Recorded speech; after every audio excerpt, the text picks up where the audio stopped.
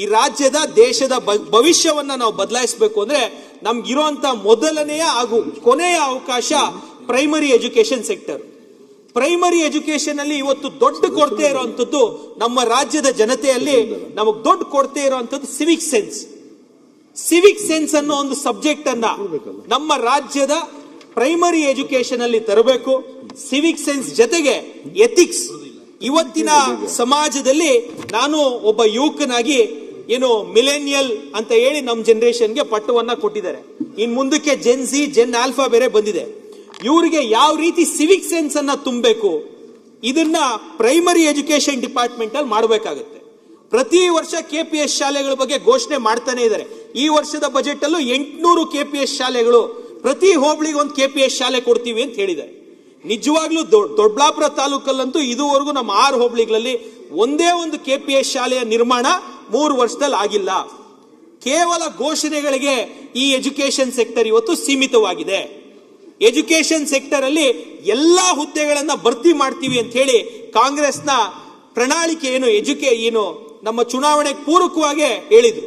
ಇನ್ ಎಲ್ಲದಕ್ಕಿಂತ ಹೆಚ್ಚಾಗಿ education sector ಅಲ್ಲಿ ಭರ್ತಿ ಮಾಡ್ತೀವಿ ಅಂತ. ಇವತ್ತು ಯಾವುದೇ ಶಾಲೆಯಲ್ಲಿ ಕನ್ನಡನೂ ಅದೇ ಮೇಷ್ಟ್ರು ಹೇಳ್ಕೊಡ್ತಾರೆ, ಸೈನ್ಸು ಅದೇ ಮೇಷ್ಟ್ರು ಹೇಳ್ಕೊಡ್ತಾರೆ. ಹಳ್ಳಿಗಳ ಕಡೆ ಸಬ್ಜೆಕ್ಟ್ ಟೀಚರ್ಸ್ ಗಳ ಕೊರತೆ ಇದೆ. ಅದನ್ನ ಫಿಲ್ ಮಾಡೋ ನಿಟ್ಟಿನಲ್ಲಿ ಸ್ಮಾರ್ಟ್ ಕ್ಲಾಸ್ ರೂಮ್ ಅದನ್ನು ಸಹ ಹೇಳಿದ್ರು. 5,000 ಶಾಲೆಗಳಲ್ಲಿ ಸ್ಮಾರ್ಟ್ ಶಾಲೆಗಳಾಗಿ ಮಾಡ್ತೀವಿ ಅಂತ. ಇದುವರೆಗೂ ಅದಕ್ಕೆ ಏನಿದೆ ಆಕ್ಷನ್ ಟೇಕನ್ ಅಲ್ಲಿ ನೋಡಿದ್ರೆ ಯಾವುದೇ ರೀತಿಯಾದಂತಹ ಸ್ಮಾರ್ಟ್ ಕ್ಲಾಸ್ ರೂಮ್ಸ್ ಆಗಿಲ್ಲ.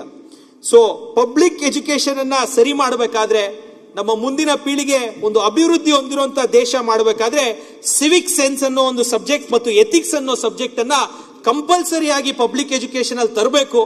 ಸಿವಿಕ್ ಸೆನ್ಸಿನ ಅವಶ್ಯಕತೆ ಇವತ್ತು ಅತಿ ಹೆಚ್ಚು ಇವತ್ತು ಬರೋದಂತ ಒಂದು ಸೊಸೈಟಿಗಿದೆ. ಹಾಗಂತ ತಿಳಿಸ್ತಾ ಇದ್ರ ಜೊತೆಗೆ ಗುಡ್ ಹೆಲ್ತ್ ಟು ಆಲ್, ಆರೋಗ್ಯ ವಿಚಾರದ ಬಗ್ಗೆ ಈಗಾಗಲೇ ನಿಲುವಳಿ ಸೂಚನೆಯನ್ನ ಮಂಡನೆ ಮಾಡಿದ್ದಾರೆ. ಆರೋಗ್ಯ ಇಲಾಖೆಯಲ್ಲಿ ಇವತ್ತು ಯಾವ ರೀತಿ ನಡೀತಾ ಇದೆ ಅಂದ್ರೆ 28 ಪ್ರಾಥಮಿಕ ಆರೋಗ್ಯ ಕೇಂದ್ರಗಳು ದೊಡ್ಡಬಳ್ಳಾಪುರ ತಾಲೂಕಲ್ಲಿ ಇದೆ. ಕೇವಲ ದೊಡ್ಡಬಳ್ಳಾಪುರದ್ದು ಎಕ್ಸಾಂಪಲ್ ತಗೊಂಡ್ರೆ ಒಂದು ಪ್ರಾಥಮಿಕ ಆರೋಗ್ಯ ಕೇಂದ್ರದಲ್ಲಿ ಯಾವೆಲ್ಲ ಪೋಸ್ಟ್ಗಳು ಕೊಟ್ಟಿದ್ದಾರೆ ಅಂದ್ರೆ ಒಂದು ಡಾಕ್ಟರ್, ಒಂದು ನಮ್ಮ ಫಾರ್ಮಸಿಸ್ಟ್ ಮತ್ತು ಒಂದು ಗ್ರೂಪ್ ಡಿ. ಯಾವುದೇ ಪ್ರಾಥಮಿಕ ಆರೋಗ್ಯ ಕೇಂದ್ರದಲ್ಲಿ ಒಂದು ಡೇಟಾ ಸೆಂಟರ್ ಆಪರೇಟರ್ ಇಲ್ಲ ಮತ್ತು ಒಂದು ನರ್ಸ್ ಇಲ್ಲ. ಒಂದು ನರ್ಸ್ ಇಲ್ಲದೆ ಇವತ್ತು ಆರೋಗ್ಯ ಇಲಾಖೆಯಲ್ಲಿ ಒಂದು ಪ್ರಾಥಮಿಕ ಆರೋಗ್ಯ ಕೇಂದ್ರನ ಒಬ್ಬ ಡಾಕ್ಟರ್ ಹೆಂಗ್ ನಡೆಸಬೇಕು? ಡೇಟಾ ಆಪರೇಟರ್ ಇಲ್ಲದೆ ಆಯುಷ್ಮಾನ್ ಭಾರತ್ ಆರೋಗ್ಯ ಕರ್ನಾಟಕ ABARK ಅನ್ನೋ ಒಂದು ಯೋಜನೆಯನ್ನ ತಂದಿದ್ದಾರೆ. ಎಲ್ಲ ಪೇಷಂಟ್ಗಳ ABARK ಮಾಹಿತಿಯನ್ನ ದಾಖಲೆ ಮಾಡಲಿಕ್ಕೆ ಸಾಫ್ಟ್ವೇರ್ ಅಲ್ಲಿ ಇವತ್ತು 15 ನಿಮಿಷ ಟೈಮ್ ಅನ್ನ ಪ್ರತಿ ಪೇಷಂಟ್ಗೆ ಡಾಕ್ಟರ್ಗಳು ಕೊಡುವಂಗ ಆಗ್ತಾ ಇದೆ. ಡಾಕ್ಟರ್ಗಳ ನೇಮಕಾತಿ ನಿಮಗೆ ಯಾವ ರೀತಿ ಆಗ್ತಾ ಇದೆ? ಡಾಕ್ಟರ್ಗಳ ಕೊರತೆ ಯಾವ ರೀತಿ ಆಗ್ತಾ ಇದೆ? ಒಂದೊಂದು ಪ್ರಾಥಮಿಕ ಆರೋಗ್ಯ ಕೇಂದ್ರ ಅಡಿಯಲ್ಲಿ ಬರುವಂತ ಸಬ್ ಸೆಂಟರ್ಸ್ಗೆ 3 ಸಬ್ ಸೆಂಟರ್ಗೆ ಒಬ್ಬರು ನರ್ಸ್ನ ಅಸೈನ್ ಮಾಡುವಂತ ಕೆಲಸ ಇವತ್ತು ಕಾಂಗ್ರೆಸ್ ಸರ್ಕಾರದಲ್ಲಿ ಆಗ್ತಾ ಇದೆ. ಹಾಗಾಗಿ ಪಬ್ಲಿಕ್ ಹೆಲ್ತ್ ಅಲ್ಲಿ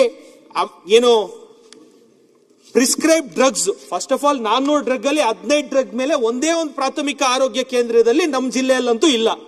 ನಾನು ಆಸ್ಪತ್ರೆಗಳ ವಿಚಾರಕ್ಕೆ ಹೋಗೋದೇ ಇಲ್ಲ.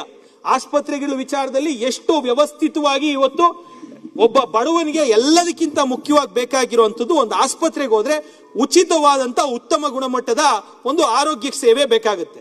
ಇವತ್ತು ಯಾವುದೇ ಕಾರಣಕ್ಕೂ ಉತ್ತಮ ಗುಣಮಟ್ಟದ ಆರೋಗ್ಯ ಸೇವೆಯನ್ನ ನಾವು ನಮ್ಮ ಆಸ್ಪತ್ರೆಗಳಲ್ಲಿ ಕೊಡಕ್ ಆಗ್ತಿಲ್ಲ. ಅದಕ್ಕೆ ಕಾರಣಗಳು ನಾವು ಕೇಳಿದ್ರೆ ಹೆಲ್ತ್ ಡಿಪಾರ್ಟ್ಮೆಂಟ್ ಅಲ್ಲಿ ಕೇಳಿದ್ರೆ ನಮಗೆ ಸ್ಟಾಫ್ ಶಾರ್ಟೇಜ್ ಇದೆ. ನಮಗೆ 55 ಪ್ರೋಗ್ರಾಮ್ಸ್, ಸೆಂಟ್ರಲಿ ಸ್ಪಾನ್ಸರ್ಡ್ ಸ್ಕೀಮ್ ಮತ್ತು ಸ್ಟೇಟ್ ಸ್ಕೀಮ್ಗಳು, 55 ಸ್ಕೀಮ್ಗಳನ್ನ ಇಂಪ್ಲಿಮೆಂಟ್ ಮಾಡಬೇಕು. ನಮಗೆ ಡೇಟಾ ಆಪರೇಟರ್ಗಳಿಲ್ಲ, ನಮಗೆ ನರ್ಸ್ಗಳಿಲ್ಲ. ನಾವು ಯಾವುದೇ ಕಾರಣಕ್ಕೂ ಸರಿಯಾದಂತಹ ವ್ಯವಸ್ಥೆಯನ್ನ ಕೊಡಕ್ ಬರಲ್ಲ. ಈ ರೀತಿ ವ್ಯವಸ್ಥೆಯಲ್ಲಿ ಇವತ್ತು ಆರೋಗ್ಯ ಇಲಾಖೆ ಹದಗೆಟ್ಟು ಕೂಟಿರುವಾಗ ಗುಡ್ ಹೆಲ್ತ್ ಟು ಆಲ್ ಅಂತ ಈ 11G ಮಾದರಿಯಲ್ಲಿ ಹೇಳಿದ್ದಾರೆ. ಇನ್ನ ಗ್ರಾಸ್ ರೂಟ್ ಎಕಾನಮಿ ಅಂತ 4ನೇ ಪಾಯಿಂಟ್ ಕೊಟ್ಟಿರುವಂತದ್ದು ಕೃಷಿ, ಗ್ರಾಮೀಣಾಭಿವೃದ್ಧಿ ಮತ್ತು ಕಲ್ಯಾಣ ಕಾರ್ಯಕ್ರಮಗಳು. ಪ್ರತಿಯೊಂದರಲ್ಲೂ ಕಲ್ಯಾಣ ಕಾರ್ಯಕ್ರಮಗಳು. ಗ್ರಾಮೀಣಾಭಿವೃದ್ಧಿಯಲ್ಲಿ ಗ್ರಾಮ ಪಂಚಾಯತಿಗಳಿಗೆ ಏನ್ ಮಾಡ್ತೀವಿ ಅಂತ ಇವ್ರು ಕೊಟ್ಟಿದ್ರು. ಎಲ್ಲಾ ಗ್ರಾಮ ಪಂಚಾಯತಿಗಳಲ್ಲಿ ವೈಫೈ ಅನ್ನ ಕೊಡ್ತೀವಿ ಅಂತ ಕಾಂಗ್ರೆಸ್ ತಮ್ಮ ಪ್ರಣಾಳಿಕೆಯಲ್ಲಿ ಚುನಾವಣೆ ಪೂರ್ವವಾಗಿ ಹೇಳಿದ್ರು. ಎಲ್ಲ ಗ್ರಾಮ ಪಂಚಾಯತಿಗಳನ್ನ ಮಹಾತ್ಮ ಗಾಂಧಿ ಗ್ರಾಮ ಸ್ವರಾಜ್ ಯೋಜನೆ ಅಡಿಯಲ್ಲಿ ನಾವು ಎಷ್ಟು ಸಾವಿರ ಕೋಟಿ, ಅದು ಮಹಾತ್ಮ ಗಾಂಧಿ ಗ್ರಾಮ ಸ್ವರಾಜ್ ಯೋಜನೆ ಅಡಿಯಲ್ಲಿ 50,000 ಕೋಟಿಯನ್ನ 5 ವರ್ಷದಲ್ಲಿ ಮೀಸಲಿಡ್ತೀವಿ ಅಂತ ಹೇಳಿದ್ರು. ಇದುವರೆಗೂ ಈ ಯೋಜನೆಗೆ ಒಂದೇ ಒಂದು ರೂಪಾಯಿಯನ್ನ ಮೀಸಲಿಡುವಂತ ಕೆಲಸ ಆಗಿಲ್ಲ. ಗುಡ್ ಗವರ್ನೆನ್ಸ್, ಜನಸ್ನೇಹಿ ಆಡಳಿತ. ಕಾಂಗ್ರೆಸ್ನ ಸರ್ಕಾರ ಬಂದಿದ ತಕ್ಷಣ ನಾನು 4 ಬಜೆಟ್ ಪುಸ್ತಕಗಳನ್ನ ಇಟ್ಕೊಂಡಿದ್ದೆ ಸಭಾಧ್ಯಕ್ಷರೇ.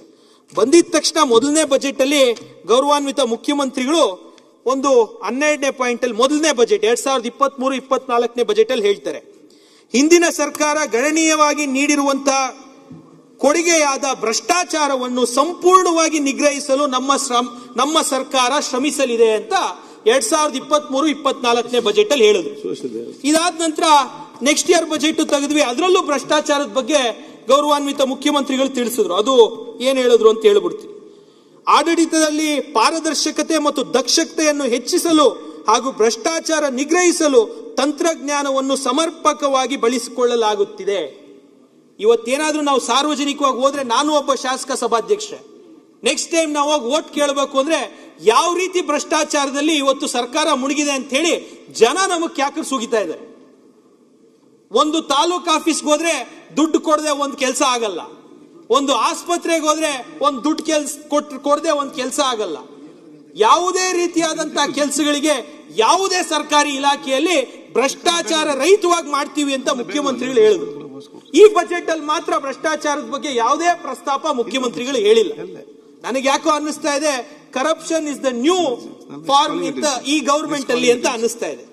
ಭ್ರಷ್ಟಾಚಾರ ರಹಿತವಾಗಿ ನಾವು ಮಾಡಬೇಕು ಅಂತ ಹೇಳಿ ಹೌದು 16 ಪಾಲಿಸಿಗಳು ತಂದಿದ್ದಾರೆ.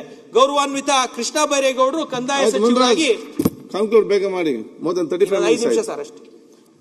ಗೌರವಾನ್ವಿತ ಕೃಷ್ಣ ಬೈರೇಗೌಡರು ಉತ್ತಮವಾಗಿ ಪೌತಿ ಖಾತೆ ಆಂದೋಲನ ಮತ್ತು ಪೋಡಿ ಮುಕ್ತ ಆಂದೋಲನ ಇದರಲ್ಲಿ 100% ಒಳ್ಳೆ ಕೆಲಸ ಆಗ್ತಿದೆ. ಅದು ಬಿಟ್ಟು ಇನ್ನೂ ಹೆಚ್ಚಿನ ರೀತಿಯಲ್ಲಿ ಬಗರುಕುಂ ಸಮಿತಿಗಳಲ್ಲಿ ಇದುವರೆಗೂ ಪಾಸ್ ಆಗಿರುವಂತಹ ಎಲ್ಲ ಏನು ಫಲಾನುಭವಿಗಳಿಗೆ ಸಾಗುಳಿ ಚೀಟಿ ಕೊಡುವಂತ ಆಂದೋಲನವನ್ನ ಕೈಗೆತ್ಕೊಬೇಕು. ಇವತ್ತು ಸಾಗುಳಿ ಚೀಟಿ ಕೊಡ್ಲಿಕ್ಕೆ ಏನು ನಮ್ಮ ಕಂದಾಯ ಇಲಾಖೆ ಅಧಿಕಾರಿಗಳು ಗ್ರಾಮ ಸಹಾಯಕರಿಂದ VA ಇಂದ ಹಿಡಿದು ಅಪ್ ಟು ತಹಸೀಲ್ದಾರ್ ಲೆವೆಲ್ ವರೆಗೂ ಒಂದು ಸಾಗುಳಿ ಚೀಟಿ ಕೊಡಬೇಕು ಅಂದ್ರೆ 16 ಕಂಡೀಷನ್ಸ್ ಹಾಕಿ ಪಾಪ ರೈತರು 40 ವರ್ಷ 50 ವರ್ಷ 2 ತಲೆಮಾರು 3 ತಲೆಮಾರಿಂದ ಸಾಗುಳಿ ಮಾಡ್ತಿದ್ರು ಸಹ ಆ ಸಾಗುಳಿ ಚೀಟಿಯನ್ನ ಕೊಡ್ಲಿಕ್ಕೆ ಅಲ್ದಾಡಿಸ್ತಾರೆ. ಇದ್ರ ಬಗ್ಗೆ ಈಗಾಗಲೇ TB ಜಯಚಂದ್ರ ಸಾಹೇಬ್ರು ಪ್ರಶ್ನೆ ಇದೇ ಸದನದಲ್ಲಿ ಹಾಕಿದ್ರು. ಆ ಸಾಗುಳಿ ಚೀಟಿ ನಾವು ಬಗರುಕುಂ ಕಮಿಟಿಯಲ್ಲಿ ಪಾಸ್ ಮಾಡಿದ್ರು ಸಹ ಅದನ್ನ ಕೊಡುವಂತ ವ್ಯವಸ್ಥೆ ಇವತ್ತು ಆಗ್ತಿಲ್ಲ. ಹಾಗಾಗಿ ಕಂದಾಯ ಇಲಾಖೆಯಲ್ಲಿ ಪಾರದರ್ಶಕತೆಯನ್ನ ತರಲಿಕ್ಕೆ ನಮ್ಮ ಕೃಷ್ಣ ಬೈರೇಗೌಡರು ಏನ್ ಮಾಡ್ತಾ ಇದ್ದಾರೆ, ಆ ಪೌತಿ ಖಾತೆ ಆಂದೋಲನ ಪೋಡಿ ಮುಕ್ತ ಆಂದೋಲನ ಜೊತೆಗೆ ಸಾಗುಳಿ ಚೀಟಿ ಕೊಡ್ಲಿಕ್ಕೆ ಒಂದು ಆಂದೋಲನವನ್ನ ಗೌರವಾನ್ವಿತ ಸರ್ ಒಂದ್ ನಿಮಿಷ ಮುಗಿಸ್ತೀವಿ. ಇದ್ರ ಜೊತೆಗೆ ಕಾಂಗ್ರೆಸ್ ಸರ್ಕಾರ ಏನು ನಮ್ಮ ಅಧಿಕಾರಕ್ಕೆ ಬರಕ್ ಮುಂಚೆ ನಮ್ಮ ಕಾಂಗ್ರೆಸ್ ಗ್ಯಾರಂಟಿ ಕಾರ್ಡ್ ಅಂತೇಳಿ ಗ್ಯಾರಂಟಿ ಕಾರ್ಡ್ ಅನ್ನ ಕೊಟ್ರು. ಕಾಂಗ್ರೆಸ್ ಗ್ಯಾರಂಟಿ ಕಾರ್ಡ್ ಅಲ್ಲಿ ಗೌರವಾನ್ವಿತ ಮುಖ್ಯಮಂತ್ರಿಗಳು, ಇವತ್ತಿನ ಮುಖ್ಯಮಂತ್ರಿಗಳು ಸಿದ್ದರಾಮಯ್ಯ ಸಾಹೇಬರು ಮತ್ತು ಇವತ್ತಿನ ಉಪಮುಖ್ಯಮಂತ್ರಿಗಳು KPCC ಅಧ್ಯಕ್ಷರು DK ಶಿವಕುಮಾರ್ ಸಾಹೇಬರು ಸೈನ್ ಹಾಕಿದ್ರು. ಈ ಗ್ಯಾರಂಟಿ ಕಾರ್ಡ್ ಅಲ್ಲಿ ಏನ್ ಹೇಳಿದ್ರು ಅಂತ ಹೇಳ್ತೀನಿ ಸರ್ ನಾನು. ಕಾಂಗ್ರೆಸ್ ಗ್ಯಾರಂಟಿ ಗೃಹಲಕ್ಷ್ಮಿ ಕುಟುಂಬದ ಮಹಿಳೆಗೆ ಪ್ರತಿ ತಿಂಗಳು 2,000 ರೂಪಾಯಿ ಕೊಡ್ತೀವಿ. ಏನಕ್ಕೆ 2,000 ರೂಪಾಯಿ ಕೊಡ್ತೀವಿ ಅಂದ್ರೆ ಗ್ಯಾಸ್ ಸಿಲಿಂಡರ್ಗೆ 500 ರೂಪಾಯಿ, GST ಪರಿಹಾರಕ್ಕೆ 500 ರೂಪಾಯಿ, ಬೆಲೆ ಏರಿಕೆಯ ಪರಿಹಾರಕ್ಕೆ 1,000 ರೂಪಾಯಿ ಅಂತ ಹೇಳಿ ಘೋಷಣೆ ಮಾಡಿದಂತ ಯೋಜನೆ ಇದು.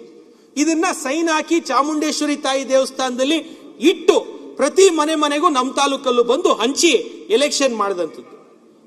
ಇವತ್ತು GST ಕೇಂದ್ರ ಸರ್ಕಾರ ದಿಟ್ಟವಾದಂತಹ ಹೆಜ್ಜೆಯನ್ನ ತಗೊಂಡು ಇವತ್ತು GST ಯನ್ನ ಕಮ್ಮಿ ಮಾಡಿ GST ಯನ್ನ ಇಳಿಸಿದ್ದಾರೆ. ಇದ್ರ ಜೊತೆಗೆ ಏನು 1,000 ರೂಪಾಯಿ ಬೆಲೆ ಏರಿಕೆಗೆ ಅಂತ ಹೇಳಿ ಕಾಂಗ್ರೆಸ್ನವರು ಹೇಳುದು. ಏನು ಬಿಜೆಪಿ ಸರ್ಕಾರದ ಮೇಲೆ ಬೆಲೆ ಏರಿಕೆ ಆಪಾದನೆಯನ್ನ ಹೇಳಿ ಇವರು ಕಾಂಗ್ರೆಸ್ನ ಸರ್ಕಾರ ಬಂದಂತದ್ದು. ಕಾಂಗ್ರೆಸ್ನವ್ರು ಬಂದ ಮೇಲೆ ಬೆಲೆ ಏರಿಕೆಯನ್ನ ಏನ್ ಮಾಡಿದ್ದಾರೆ? ಹಾಲಿನ ದರ ಇದುವರೆಗೂ ಹಾಲಿನ ದರವನ್ನ ಹೆಚ್ಚಳ ಮಾಡಿದ್ದಾರೆ 35ರಿಂದ 40%.